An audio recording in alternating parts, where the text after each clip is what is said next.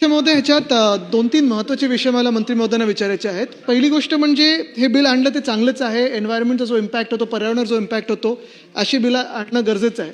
पण ह्याच्यात महत्त्वाची गोष्ट म्हणजे विंटेज कार नावाचा जो प्रकार आहे, तर विंटेज कारची आपण काही डेफिनेशन ठरवणार आहोत का, जेणेकरून त्या गाड्यांना की जे मेंटेन करतात गाड्या किंवा ज्या आधीच्या गाड्या आहेत, त्यांना हे काही जास्ती बर्डन त्यांच्यावर जाणार नाही. दुसरी गोष्ट म्हणजे जेव्हा आपण एखाद्या इंजिनबद्दल बोलतोय, BS4 बद्दल बोलत आहे, अर्थात पर्यावरणावर त्याचा इम्पॅक्ट होतोच, पण सेफ्टीचा जर विचार केला, पॅसेंजर सेफ्टीचा, तर हल्लीच्या ज्या गाड्या आहेत ते जास्ती इलेक्ट्रिक डिपेंडेंट आहेत किंवा मेकॅनिझम त्यांचं जे आलेलं आहे ते AI ड्रिव्हन असेल किंवा इलेक्ट्रिक डिपेंडेंट असेल. इलेक्ट्रिक म्हणजे इलेक्ट्रिक वाहनं नाही, पण बाकीची मेकॅनिझम. त्याच्यातून जो सेफ्टी आणि सिक्युरिटीचा जो प्रॉब्लेम होतो, कधी कधी दरवाजे उघडतात, कधी कधी काही बिघाड होतो, त्याच्यावर काही आपण वेगळे चेक्स आणणार आहोत का? मग ते ARAIच्या माध्यमातून असेल किंवा वेगळ्या काही संस्थेच्या माध्यमातून असेल.